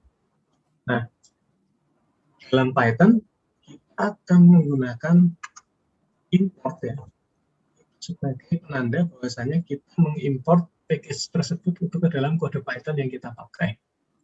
Jadi import NumPy semacam ini.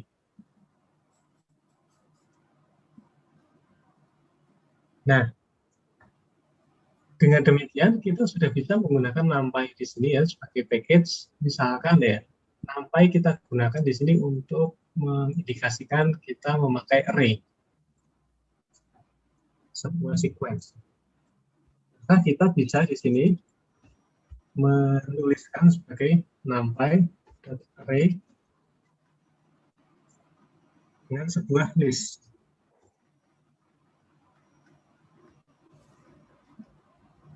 Misalkan semacam ini. Nah, maka kita bisa inspeksi ya, di dalamnya itu isinya apa saja. Bagaimana cara kerjanya. Ya. Jadi kalau tadi kelasnya itu adalah kelas list ya, nah sekarang dengan menggunakan NumPy di sini, kelasnya itu adalah NumPy. Kalau kita print keseluruhannya, misalkan A0 kayak yang tadi di sini, maka hanya anggota pertama saja yang akan dituliskan ya di sini, yaitu 1.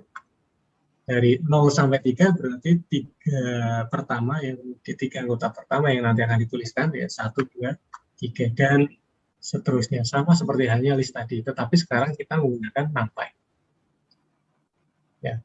Kalau kemudian dirasa kemudian yang list saja tadi masih belum ini ya, belum menguasai ya, kurang lebih ini adalah model untuk menyatakan array, kumpulan dari number itu tadi, dan juga bisa jadi dalam bentuk data type yang lain, tetapi memang khusus digunakan untuk data science dan machine learning secara umum.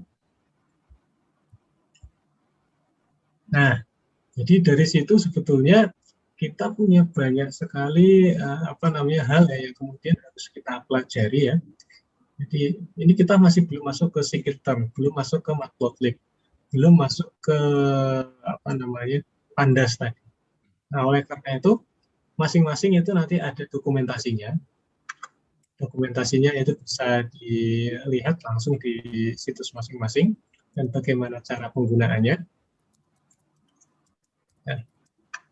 Misal seperti ini ya, kalau kita pengen menuliskan ya, ataupun mengeluarkan sebuah grafik, ya, misalkan dengan menggunakan matplotlib ya, salah satu dari 4 package utama yang kita pakai. Nah, di sini kita bisa membuat ya sebuah plot.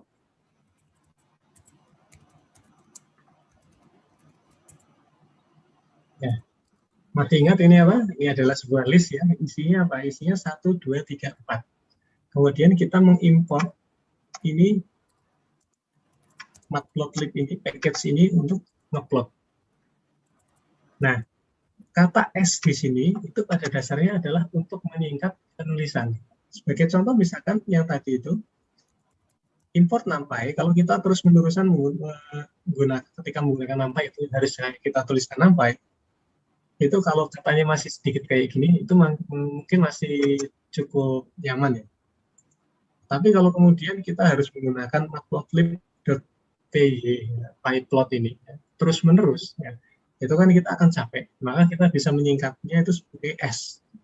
Jadi kalau misalkan kita terapkan di sini, NumPy SNP, maka NumPy yang tadi semuanya bisa kita buka ya dengan menggunakan indikator NP kayak gitu. Maksudnya sama, numpy.array. Nah, begitu juga yang ini ya, matplotlib.pyplot itu jadi pyplot. Maka kita tidak perlu menuliskan matplotlib.pyplot ya di sini ya, cukup pyplotnya saja. Kita pengen ngeplot 1, 2, 3, 4 ya, itu sebagai angka. Nah, hasilnya kayak apa? Cukup di-show semacam ini. Angka 1, 2, 3, 4 itu ya ke dalam sebuah grafik dengan label itu adalah disembunyiin ya di label itu sampel number yaitu yang bagian ini ya. Dan di-show di sini. Ini sebuah grafik. Jadi kira-kira sesimpel itu ya untuk melakukan plotting. Kalau kita sudah kenal sama yang namanya list tadi ya, NumPy array juga sama. Nah, kemudian ada banyak hal lagi yang kemudian masih bisa kita lakukan ya di dalam Python ini sendiri ya, baik Python itu sendiri maupun package-nya. Nah, misalkan ya di sini kita sambil mengecek apakah kita bisa menggunakan ini ya.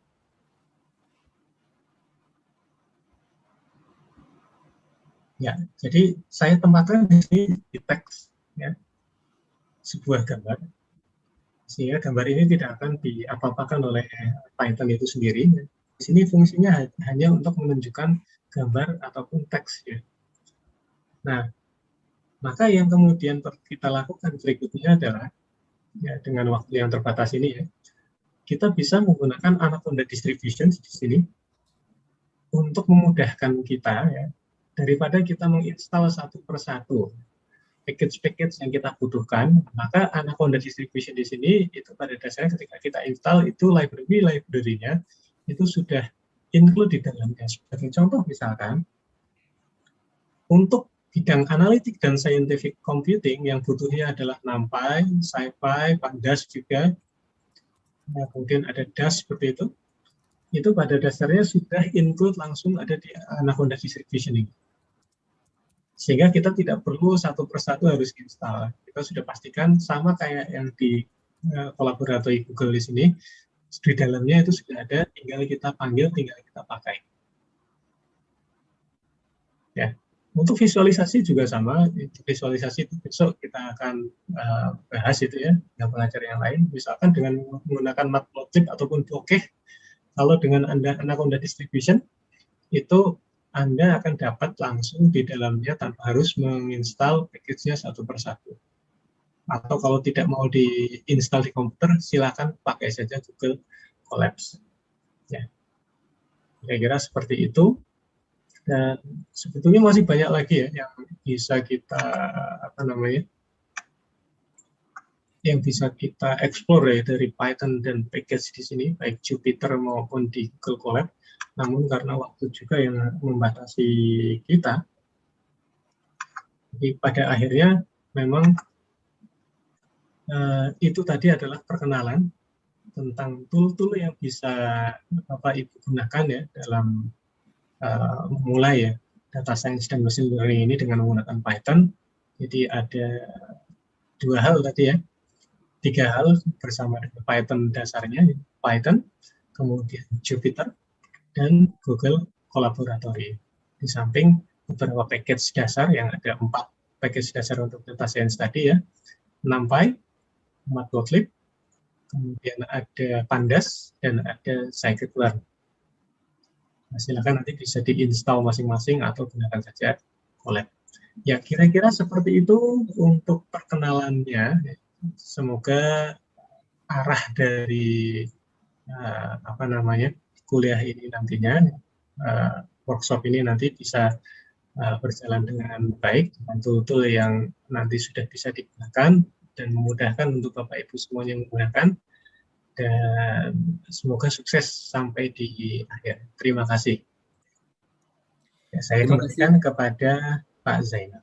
Baik, terima kasih Pak Igi Ardianto atas paparan yang telah diberikan, dan juga tadi sudah ada hands-on gitu. Mudah-mudahan tadi bisa menjadi stimulus atau pemantik bagi Bapak Ibu yang baru mengenal Python agar lebih penasaran lagi, sehingga nanti termotivasi untuk melakukan self-exploration terkait dengan Python. Bapak Ibu yang tadi merasa ketinggalan, jangan khawatir, silahkan nanti Bapak Ibu bisa melihat apa yang sudah dipaparkan oleh Pak Igi di channel di Jendikti, atau bisa juga di Aptikom TV. Nanti di sana Bapak Ibu bisa perlahan-lahan mengikuti apa yang tadi sudah dipraktekkan begitu. Nah, di sini kita masih memiliki 14 menit untuk tanya jawab. Saya persilahkan mungkin teman-teman bisa mengaktifkan fitur raise hand bagi yang ingin bertanya. Sudah ada satu yang sudah ingin bertanya. Mungkin langsung saya buka satu termin dulu dengan 3 penanya. Sementara oke, sudah 3 penanya. Saya beri kesempatan kepada Bapak Antonius Bima Murti Wijaya. Silakan Pak. Silakan di-unmute. Sudah, terima kasih. Bapak Igi, pemaparannya sangat bagus sekali terkait dengan Python. Yang saya tanyakan, untuk pengalaman Pak Igi sendiri, ketika Python itu akan diterapkan ke dalam aplikasi real world, itu biasanya Pak Igi menggunakan apa? Misalnya langsung menggunakan Python web, atau kayak menggunakan Flask untuk menggunakan web service, atau seperti apa Pak? Untuk penggunaan di real world. Kalau misalnya hanya di Python aja kan kita melihatnya kayak grafik-grafik di Matplotlib untuk analisa dan sebagainya. Tapi untuk penerapan di real world kan pasti nanti harus diwujudkan dalam suatu aplikasi. Nah, aplikasi untuk perwujudan di aplikasinya itu apakah akan menggunakan web service atau langsung menggunakan Python web atau Python desktop dan sebagainya. Terima kasih. Baik, terima kasih. Kemudian penanya yang kedua, kami persilahkan Ibu Niken Hawardani.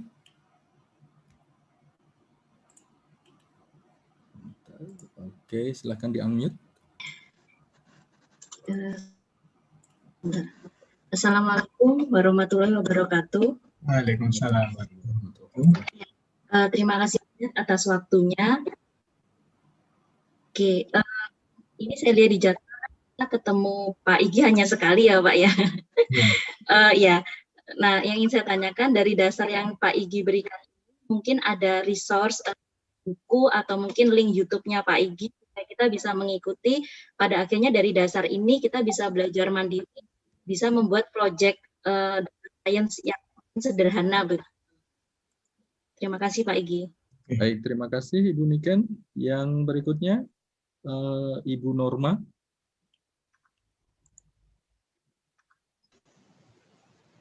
Silakan di-unmute. Baik.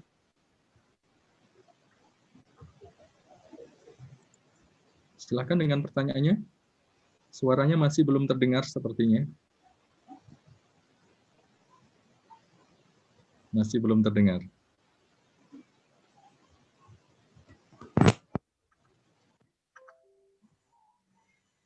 Masih belum terdengar, Ibu Norma? Ya, tes. Oke, sudah. Ya, saya tanyakan. Tadi Pak sudah menjelaskan jelas terkait untuk melakukan visualisasi data dengan menggunakan Matplotlib.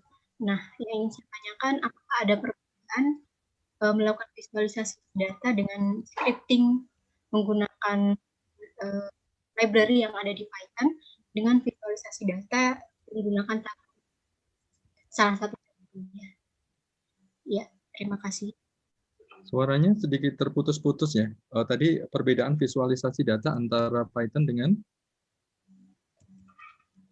Di tools yang memang digunakan, salah satu contohnya ada Tableau.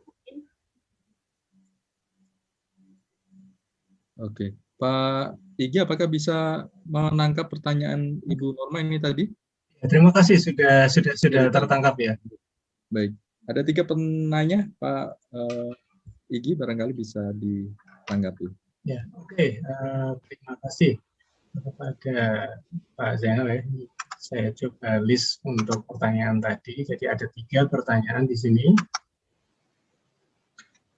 Ya, pertanyaan pertama itu mengenai Python ya. Bagaimana kemudian Python tersebut apakah bisa digunakan untuk misalkan aplikasi ya, entah itu dalam aplikasi web, aplikasi desktop ataupun yang lain seperti itu ya. Ya, untuk yang pertama ini, salah satu keunggulan dari Python itu sendiri itu pada dasarnya adalah untuk beberapa kasus memang Python itu bisa kita langsung ya, ketika kita langsung deploy alias langsung kita jadikan dalam bentuk sebuah aplikasi web, bisa menggunakan Flash atau menggunakan Django ataupun menggunakan yang lain ya. Jadi contohnya misalkan kita punya aplikasi machine learning. Ya, machine learning itu digunakan untuk kemudian kalau ada input berupa 3 data ukuran orang tadi ya. Jadi misalkan ukuran tinggi, berat, nomor sepatu, ya, itu kita buatkan aplikasinya. Nanti orang harapannya adalah dengan mengunjungi sebuah web gitu ya, dia menginputkan 3 ukuran tadi, langsung keluar nanti ya, female atau male gitu. Nah, itu adalah salah satu contoh penerapannya dengan menggunakan Flash misalnya. Nah, tetapi menurut pengalaman saya pribadi, memang tidak semuanya kemudian saya harus menggunakan Python itu ketika kemudian sudah selesai machine learning di training gitu dan dijadikan aplikasi, tidak. Ya, tapi untuk beberapa case saya harus kembalikan ya ke dalam bentuk yang lebih mendasar, misalkan saya gunakan C++ ataupun C sekalipun ya. Ya, untuk aplikasi-aplikasi yang sifatnya itu benar-benar membutuhkan kecepatan dan resource memory yang ketat. Ya, contohnya apa? Contohnya misalkan untuk embedded system atau misalkan untuk deep learning. Ya, walaupun kemudian dengan menggunakan Python pun bisa ya, tetapi memang ada kalanya nanti kita harus menggunakan ya, bahasa yang lebih mendasar ya, kayak C++ tadi untuk mengejar kecepatan. Nah, kalau ini debatable ya, memang debatable apakah kemudian perlu diubah atau tetap di Python. Ya, tapi jawaban sederhananya adalah bisa digunakan untuk membuat aplikasi. Begitu ya. Kemudian yang kedua, link YouTube saya. Sebetulnya saya punya YouTube, tapi tidak pernah saya isi ya. Jadi mohon maaf sekali, memang jarang sekali saya upload materi ya dalam bentuk YouTube.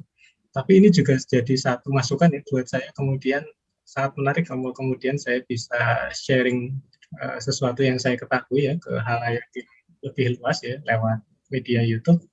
Ya, tapi beberapa kolega saya ya di UGM terutama itu memang banyak yang mungkin mempunyai channel-channel YouTube yang isinya adalah informasi mengenai hal-hal yang berkaitan dengan artificial intelligence secara umum ya.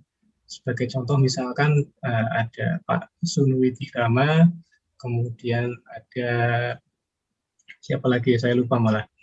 Nah, itu nanti bisa digunakan ya channel-channel beliau ya. Jadi tidak harus dari saya, tetapi dari banyak pihak yang lain juga bisa. Atau kemudian channel-channel yang terdapat di YouTube itu dari luar negeri pun malah justru lebih banyak lagi ya.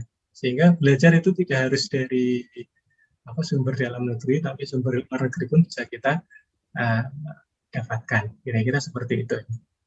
Ya, mohon maaf dalam tanda kutip saya pemalu, jadi nggak pede untuk masuk di YouTube ya. Nah, ini padahal hari ini masuk YouTube ya ini ya. Ya, oke. Ini sudah ada calon subscriber Pak, ini jadi teman-teman di sini nanti siap menjadi subscribernya. Ya, biasanya malah yang jadi itu sebetulnya bukan malu sih, tapi malu-maluin ya. Ya, yang ketiga perbedaan antara visualisasi di Python dan Tableau ya. Ya, perlu kita ingat dan kita garis bawahi terlebih dahulu bahwasanya memang Tableau itu dan beberapa tools yang lain ya yang memang dikhususkan untuk visualisasi, mereka memang didedikasikan untuk melakukan visualisasi data. Dalam artian apa yang ditampilkan ya ketika kemudian kita berikan data di dalamnya, itu memang sudah akan muncul data yang memang gambar maupun grafik ya yang memang diset sedemikian rupa agar mudah untuk dibaca ya, dan dipahami. Nah, bedanya dengan Python, ketika kita menggunakan Python beserta package-package-nya yang dasar, misalkan kayak Matplotlib tadi, ataupun menggunakan Bokeh, misal visualisasi yang lain ya, itu bagaimanapun juga kita harus mengarrange sendiri. Ya, jadi tool-toolnya ada, tetapi kita harus mengarrange sendiri, misalkan bagaimana grafik tersebut mau ditampilkan, bagaimana antar grafik itu ditempatkan, itu sehingga nanti akan memudahkan membaca. Ya, jadi gampangannya yang satu, misalkan Tableau itu masuk itu langsung matang ya, tetapi kalau Python masuk kita masukkan data, kita harus mengarrange sendiri. Tetapi kelebihannya apa? Kelebihannya adalah kita bebas, jadi bebas terserah sesuka kita karena kita tahu persis ya bagaimana di dalamnya, bagaimana kita merancang Matplotlib itu ditempatkan agar lebih mudah untuk disaksikan oleh para pengguna. Kira-kira seperti itu. Baik. Ya, okay. Terima kasih Pak Igi. Saya akan mengambil beberapa pertanyaan yang sudah masuk di chat box, baik yang ada di Zoom dan juga ada di YouTube. Saya ambil satu-satu biar adil begitu. Yang dari Zoom ada pertanyaan, jika datanya besar seperti 1 juta per hari, kira-kira Python mampu apa tidak untuk digunakan sebagai tool begitu. Kemudian yang dari YouTube ada Anepras. Untuk komunikasi mesin to mesin, Python dapat kompatibel dengan program apa saja. Bila kita ingin mengkomunikasikan ke prototipe mesin yang menggunakan Raspberry Pi or Arduino. Monggo silakan ditanggapi, Pak Igi. Ya, terima kasih atas pertanyaannya ya.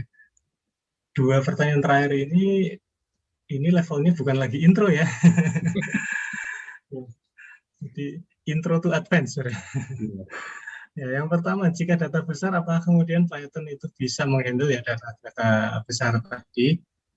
Ya, dengan Python sendiri ya, Python yang pure memang nanti akan ada problem ya.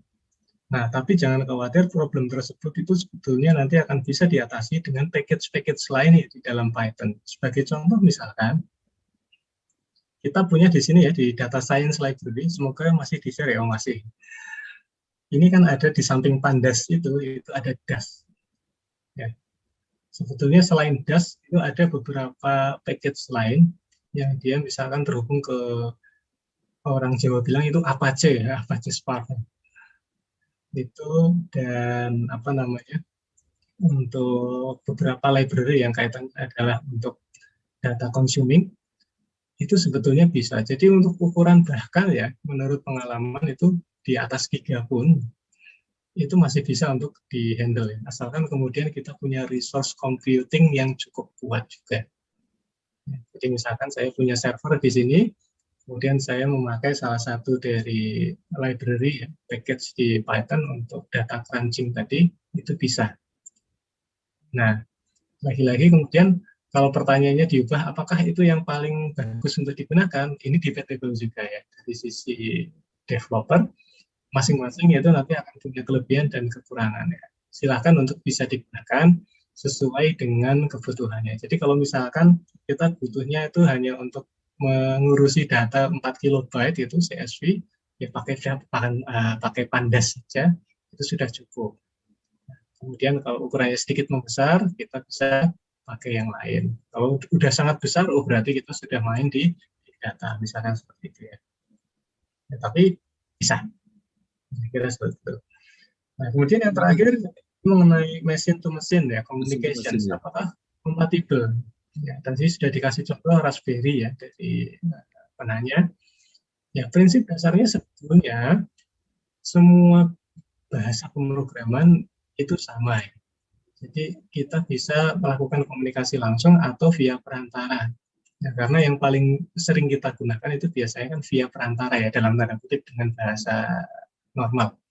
Jadi contoh misalkan ya, ketika kita mau mengkomunikasikan dengan sebuah hardware, ya Python itu bisa kita gunakan proses komunikasi lewat misalkan serial. Package-nya ada di Python. Atau misalkan yang nggak suka dengan model komunikasi ala hardware seperti itu, silakan bisa menggunakan misalkan REST API ya, dengan menggunakan web. Atau misalkan bisa menggunakan RPC. Jadi tidak ada yang kemudian bisa jadi patokan khusus ya, karena komunikasi data prinsip dasarnya adalah sesuai dengan kebutuhan. Kalau memang butuhnya untuk web ya silahkan misalkan sukanya dengan REST API. Kalau misalkan butuhnya itu data paralel cepat dengan embedded system, langsung gunakan misalkan PySerial atau dengan menggunakan GPIO. Jadi ada banyak. Nah, sehingga di sini lagi-lagi saya tekankan bahwasanya yang namanya penggunaan package silahkan untuk digunakan sesuai dengan kebutuhan. Kira-kira seperti itu. Tapi lagi-lagi saya jawab bisa. Ya, walaupun kemudian itu yang paling optimal atau bukan, nah itu urusan berikutnya. Ya, kira-kira seperti itu.